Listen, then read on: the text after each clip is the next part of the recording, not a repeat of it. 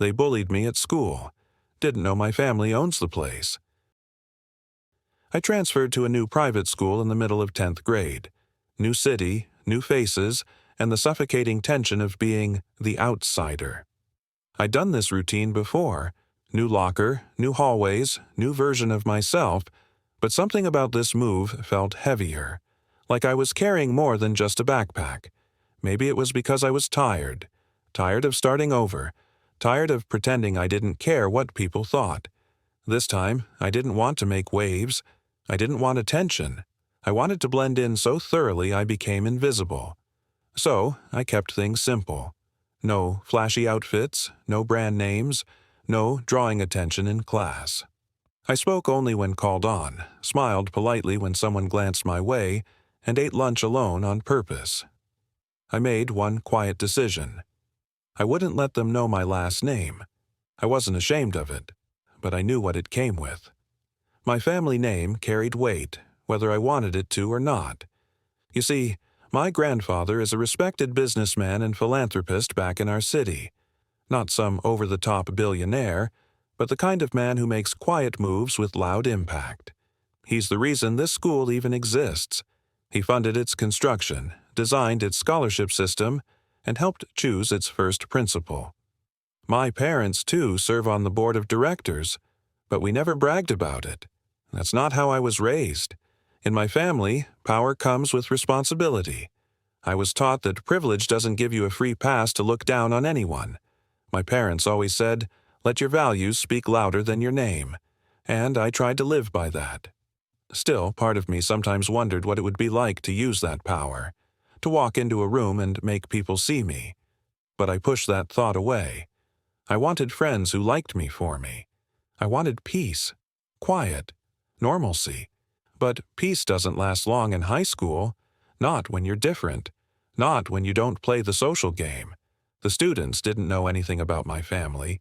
To them, I was just another new face, just another nobody. And they treated me exactly that way. What started as harmless teasing slowly turned into something darker, and the more I tried to shrink myself to avoid it, the more invisible I became. To teachers, to classmates, to everyone except the ones who decided I didn't belong. At first, it was subtle, almost laughable. Almost. A few kids in my class, especially this one guy, Trevor, the unspoken alpha of his group, started off with what most would call harmless teasing. Quick jabs said with smiles that didn't reach the eyes. "What year is that hoodie from?" he asked on my second day. 1997? Everyone chuckled. I half smiled, shrugged it off. It was fine. I'd been the new kid before. A few jokes were part of the deal, right? But it didn't stop. Trevor seemed to zero in on me like I was a personal project. My plain clothes, my knockoff backpack, my old phone with the cracked corner screen protector. He always had something to say. "Yo, is that thriftcore? Bros repping the homeless chic look."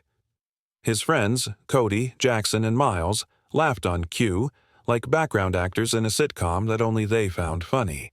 They commented on my lunch one day. A simple sandwich, apple, and water. "What is that? A prison meal?" Trevor snorted. "I didn't know we were letting in charity cases this year." My stomach dropped, but I forced a smirk and kept chewing. What could I say? Yes, I could buy this whole school, but I prefer my dad's tuna recipe? I didn't want to pull that card. Not yet. Not like that. The comments started snowballing. They got bolder once they realized I wasn't fighting back. It was like sharks sensing blood in water. They thrived on silence, on my forced calm, on my choice to be the bigger person. Then the pranks started.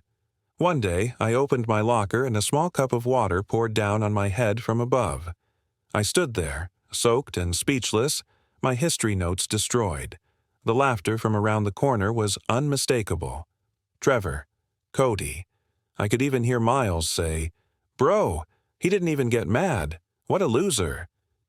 Another time, I came back from PE to find someone had drawn all over my notebook with a permanent marker. Pages were ruined. Math formulas replaced with crude sketches and words I won't repeat. I had to borrow someone else's notes for the test. I didn't even bother reporting it. I knew what would happen. A warning at most. Maybe an apology that meant nothing. Or, worse, attention. It kept escalating. One morning, I walked into class and saw my chair missing. No explanation. Just gone. When I looked around, confused, someone shouted, "Maybe you don't need one." Charity students stand, right? That time, I didn't smile. I just stood quietly against the wall until the teacher came in, who, for the record, didn't even notice. Or maybe chose not to. It was becoming clearer by the week. I was the target, the nobody they could project their boredom onto. And because I didn't react, they just kept going. The worst part? I wanted to react. My hands would shake under the table. My jaw clenched so tightly that it hurt. But I swallowed everything. Every time. Because I knew what would happen if I cracked. If I let the wrong sentence slip, if I even hinted at who my family was, it would all change.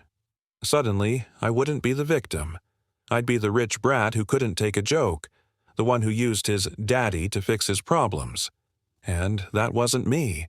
That wasn't the story I wanted to write for myself. So I bottled it. I started skipping lunch. I stayed in the library, buried in books I wasn't reading. I walked slower in the halls, kept my head down. I memorized routes that kept me out of sight and doors that made less noise when they closed. I counted the hours, then the minutes, then the seconds. I even stopped answering my parents honestly when they asked, "How's school?" "Fine," I'd say. "It's all right." Because what was I going to do? Tell them everything?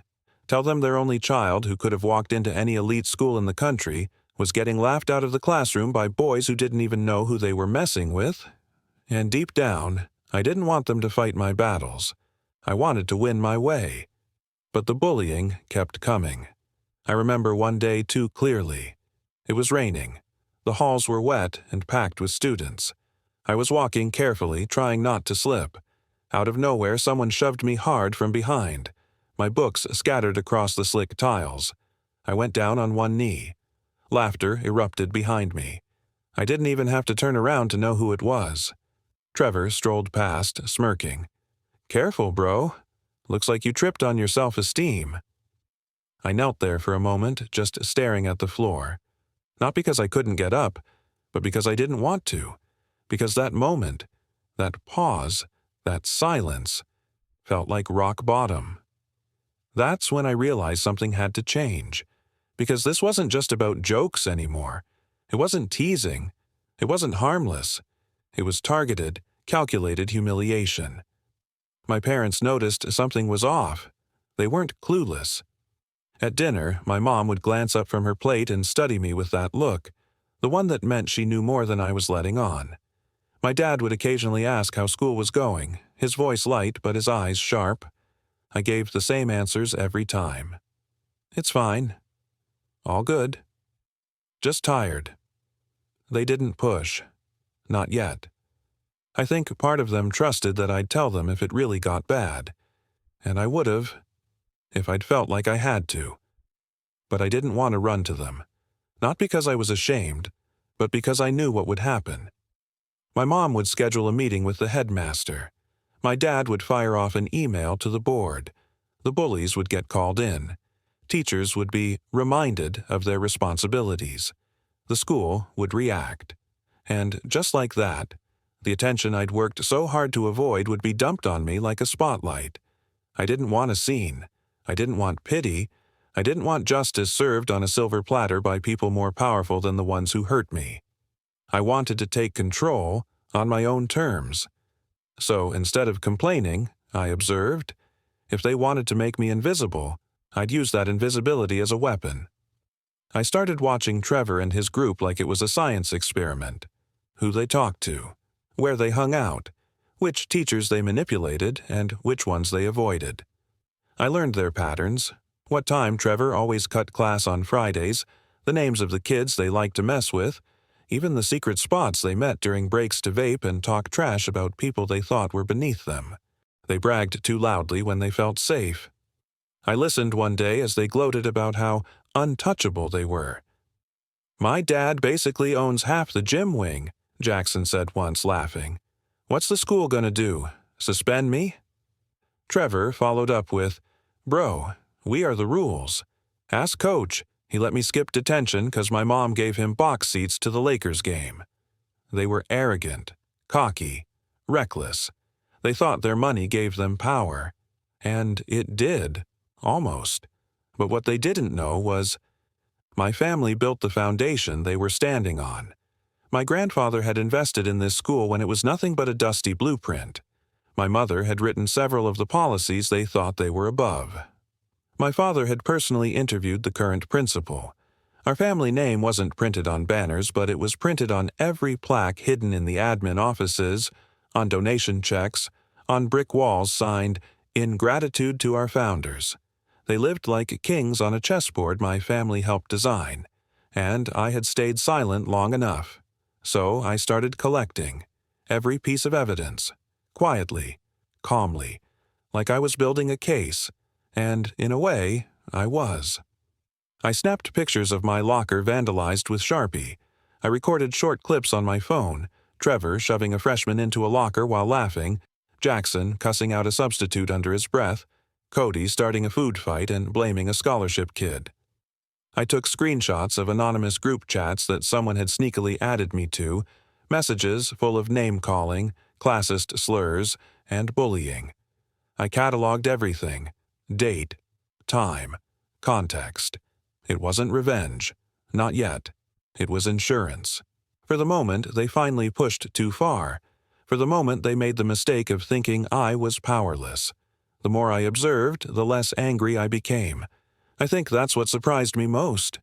At first, I expected fury to rise, something red-hot and explosive, a need to scream or lash out, but instead, it was cold, a quiet resolve, like the fire had burned out and left something sharper in its place. Trevor and his gang weren't complicated. They were predictable, and they had no idea they were laying out the blueprints of their own downfall every single day. I started documenting everything with surgical precision. If Trevor tripped someone in the hallway and laughed it off, snap. If Cody made a comment about how those kids on scholarship should be grateful they're even allowed in here, record. If Jackson whispered slurs under his breath during group work with the one black student in our grade, log it. I even caught a teacher once, Mr. Phelan, joining in. "You're with him today?" he asked Trevor during a lab. "Guess someone has to carry the weight." Trevor smirked. "Don't worry, sir. He's good at being quiet." They all laughed. I didn't. I pressed record on my phone without breaking eye contact. Nobody noticed. Because why would they? I was invisible. But I wasn't helpless. The silence I'd been forced into had become armor. I wore it like a second skin, and it made me dangerous, because no one expected the quiet kid to fight back with facts, with proof, with strategy. And every day the folder on my encrypted drive grew heavier. I called it insurance. I backed it up to 2 USBs. One stayed in a fireproof box in my room. The other, I taped it behind a loose panel in the school library between the stacks no one visited. Just in case. I wasn't paranoid. I was prepared. But while I gathered evidence, I didn't stop living. In fact, I got better at playing the role they cast me in. The nobody, the loner, the quiet, poor kid. I leaned into it. I made sure my shoes stayed scuffed. I switched to an older phone. I even intentionally flubbed a few assignments just to stay below the radar of the top students. It was all part of the long game, because the moment you look like you have something to lose, people pay attention.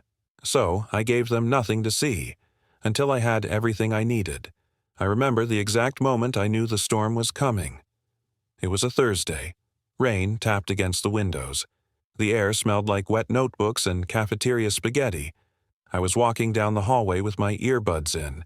No music playing, of course, just a shield. As I turned the corner, I saw it.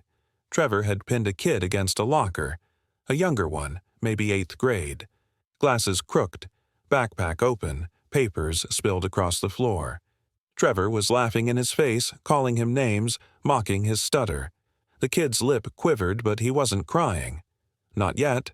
That was the line. That was the moment. I stepped forward, not to fight him, not to play hero, but to record. Again. But this time, I made sure he saw. I lowered my phone, hit save, and looked Trevor dead in the eye. "What the hell are you doing, loser?" he spat. I smiled. That was the first time I smiled at him. Really smiled. Calm. Unbothered. A little too confident. "Just making memories," I said. He scoffed and turned away, but something in his face shifted. A flicker. Like his brain was catching up with the fact that I wasn't backing down anymore. Good. Let him feel it. The tide was turning. I didn't want an apology. I didn't want to fight. I wanted justice. My way. And I had just built the perfect storm to bring it down. Everything changed on the day of the quarterly board meeting. It was supposed to be just another formality. My parents had been attending these meetings for years. They'd sit at the head of the table with the rest of the board, investors, founders, and a few community figures, reviewing academic results, budgets, student behavior reports, and staff performance metrics. I never paid much attention to them before. To me, they were part of the background noise of being a Herrera. But this meeting, this one was different. The board had decided to hold part of it in the school auditorium, a public portion, they called it, a new initiative to be more transparent with students and faculty. Their goal was to foster community and inclusion by allowing a handful of students from each grade level to sit in, observe, and even ask questions during a Q&A segment. It was supposed to be symbolic. My class was one of those invited. Assigned seating, 4th row from the stage. Trevor, Cody, Jackson, and Miles, of course they came in late, loud, and laughing. They made a show of shoving each other into their seats. Trevor tossed his backpack on an empty chair with theatrical flair and said, "Just loud enough. Bet this is going to be a snooze fest. Old people talking about test scores. Kill me now." They slouched in their chairs, made jokes about the speakers, and kept checking their phones. Jackson even played a game on mute during the headmaster's welcome speech. I sat 3 rows behind them. Alone, as usual. Hood up, head down, invisible. Until I wasn't. At one point, the headmaster stepped up to the mic and began introducing the board members one by one. "We'd like to thank our founding families, without whom none of this would be possible. Their commitment and generosity continue to shape the future of our institution. And now, please welcome Mr. and Mrs. Herrera, 2 of our most valued longtime partners." Heads turned. A few students clapped politely. Trevor chuckled to himself and muttered, "Bet there's some old rich couple who bought the drama club a piano or something." Then the spotlight hit the edge of the stage, and my parents walked out. My mom in a black pantsuit, elegant as ever, her heels tapping sharply against the wooden floor. My dad in a gray suit and navy tie, carrying that air of quiet command that had built our family's empire. As they took their place near the podium, the shift in the room was instant. Students sat up straighter. Teachers folded their hands. Even the bored-looking faculty members in the side aisles took notice. But I didn't need to watch the audience to feel the change. I felt it in my gut. And then my dad saw me. He paused mid-step. It was brief, barely a second. But I noticed. I knew that pause. He scanned my face, my posture, the way I seemed to shrink into my hoodie. Then his gaze slid forward, to the row ahead of me, to Trevor, to Jackson, to Cody, to Miles, where the boys who'd made my life miserable for months now sat, completely oblivious to who they were staring at. My dad's jaw tightened, subtly, just enough for me to see it. My mom, always more expressive, frowned slightly. Her eyes flicked from my hunched figure to the row in front, then back to me. Then she whispered something to my father. He nodded once. My dad leaned toward the headmaster, murmured a few words, and the headmaster stiffened. His smile faltered for a split second, but he quickly regained his composure and continued with the program. Something had shifted. I didn't know what exactly had been said in that moment, but I knew the look on my father's face. It wasn't anger, It was calculation. What I learned later came in fragments. After the public portion of the meeting ended, the student observers were dismissed back to class, but the board remained. A private session was scheduled immediately afterward, just the board, the headmaster, and a few department heads. And my parents. I wasn't supposed to know any of this. But an older custodian named Ramon, a man who'd been kind to me since my first day, pulled me aside that afternoon. We had a quiet understanding. I always helped clean up after lunch, and he always saved me a seat in the warmest corner of the cafeteria. That day, he whispered, "Your parents?" They stayed after the meeting. The whole board was still there. Looked serious. Serious was an understatement. Behind those closed doors, my father laid it all out, quietly, without raising his voice. He asked for the student behavior logs. He requested access to incident reports. He referenced the school's mission statement about fostering a safe, respectful learning environment. Then he told them what he had seen. He described the look on my face. He described the way my classmates laughed while I sat alone. He asked why a student who was clearly isolated, clearly targeted, had not received any support, any attention. "Tell me what kind of school we're running," he said, "if a student, my son, has been bullied for 3 straight months in a building we helped build, by boys who think they're untouchable, while the faculty stands by doing nothing." You could have heard a pin drop. A few department heads tried to deflect. They spoke about protocols, about needing more time, about not being aware of any complaints filed by me. My mother shut them down. "So, if he had come to you, then what?" she asked. "You would have put it on file and waited for it to resolve itself? We taught him not to act entitled. We raised him to believe in fairness, but you let that blind you to his pain." The headmaster went pale.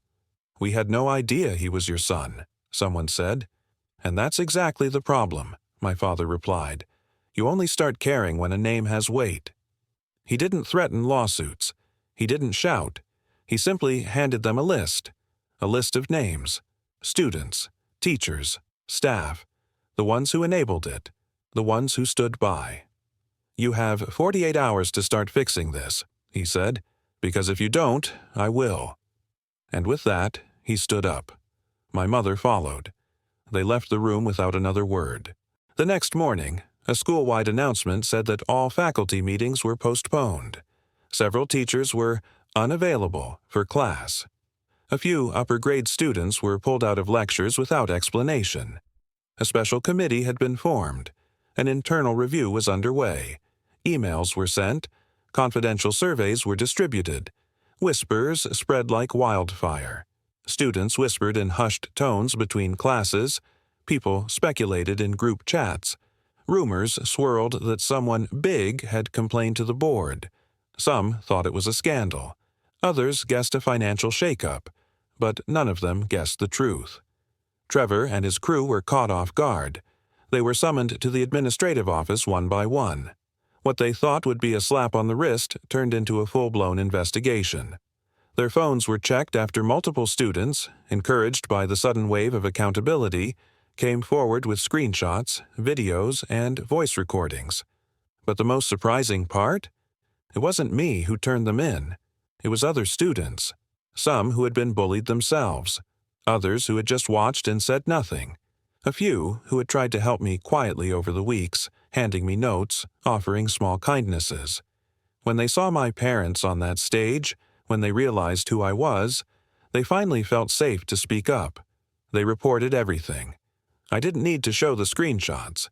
I didn't need to send the recordings. They did it for me. Turns out I wasn't their only target. They had made it a habit. Other students, shy, awkward, or just different, had suffered in silence. Some for months. A few had tried to report it in the past but were brushed off or told they were being too sensitive.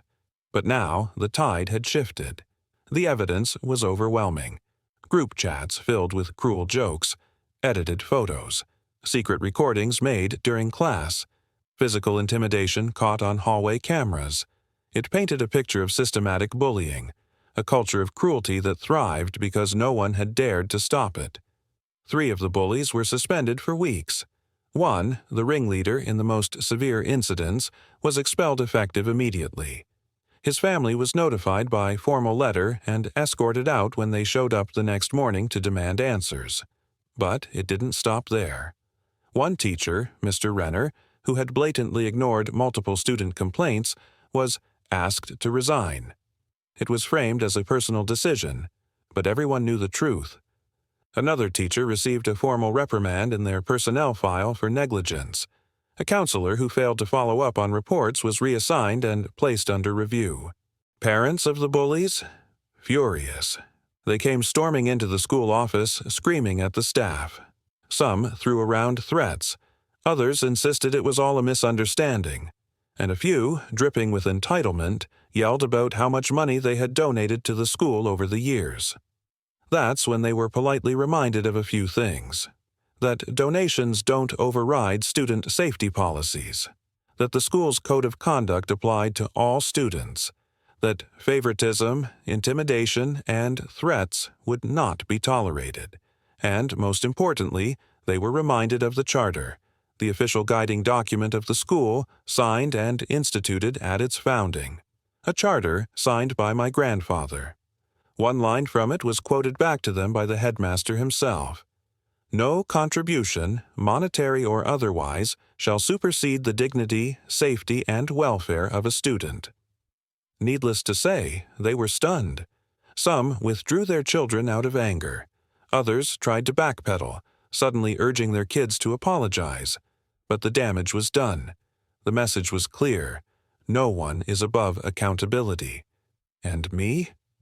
I kept my head down, still sat alone, still wore my hoodie, but everything had changed. When I walked through the halls now, people moved. Not out of fear, out of something deeper, out of respect. They whispered my name in the lunchroom. They looked at me differently, not with pity, but with awe, like they were seeing me for the first time. Some tried to apologize. Others sent friend requests online. I ignored them. Because the invisible kid, the one they ignored, mocked, pushed aside, turned out he had the power to change everything, and he never even had to raise his voice. I didn't need the screenshots. I didn't need the recordings. I didn't even need to tell my side of the story. They saw everything with their own eyes, and that was enough.